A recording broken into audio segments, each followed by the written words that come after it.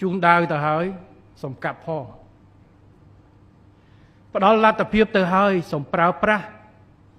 ឲ្យត្រូវគោលដៅដើម្បីបម្រើការវះកាត់នៅក្នុងការដោះស្រាយបញ្ហាបម្រើប្រជាពលរដ្ឋបាទវិមជ្ឈការនេះគឺភាគមួយគឺថាបកគលសិទ្ធិ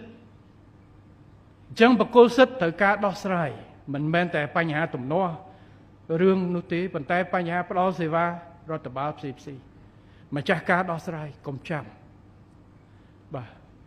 បើឲ្យសិទ្ធឲ្យចាំទទួលចាំសួរលើសិនពេលណាខ្ញុំដោះអានឹងយើងពិបាកអញ្ចឹងវាផ្ដើមចេញពីការកំណត់ឲ្យច្បាស់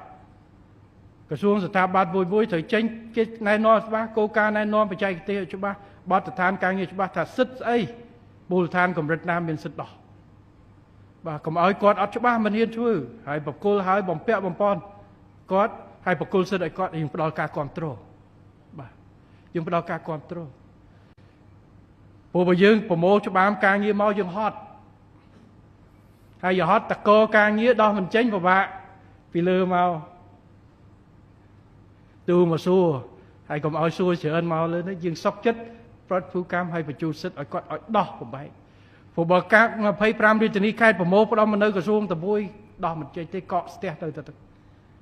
ហើយមមទៅបញ្ជូនមន្ត្រីមួយពីថ្នាក់កណ្ដាលចុះទៅខេត្តមួយសិក្សារាប់ជួបគ្រប់ភាគីទាំងអស់សួរទៅឲ្យអ្នកមូលដ្ឋានហើយមូលដ្ឋានម្ចាស់ការចាត់ចែងអញ្ចឹងការផ្ដល់សិទ្ធិគឺលក្ខខណ្ឌជួងដាវទៅហើយ